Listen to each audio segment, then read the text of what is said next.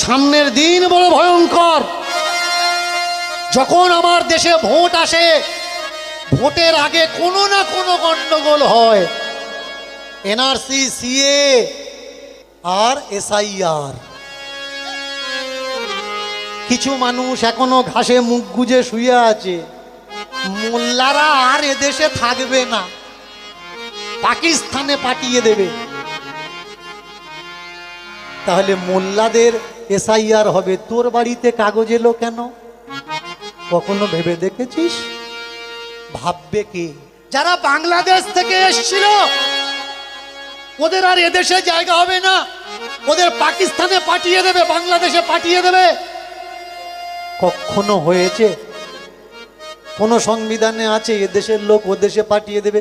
এখান থেকে ওখানে পাঠিয়ে দিল আর ওরা নিয়ে নেবে? এসআইআর, সিএ, এনআরসি 5 বছর ধরে চিল্লে আসছি আমি আর মানিক ফকির। ভালো কথা শুনবেন, ভালো করে মন দিয়ে শুনবেন। মানিক ফকির এর জন্য রাস্তায় পেটন খেয়েছে।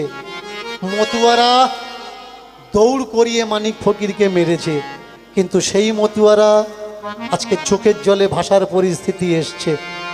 আমি মতুয়াদের উপর রাগ করছি না, আপনাদের রাগ করছি না, আপনাদের উপরে বলতে চাচ্ছি, হোক গণনা হোক, যারা ভোটারের যাদের নাম নেই ক্যান্সেল হোক, যারা এদেশে বাস করছে তারা নাগরিকত্ব পাক। কিন্তু এভাবে কেন?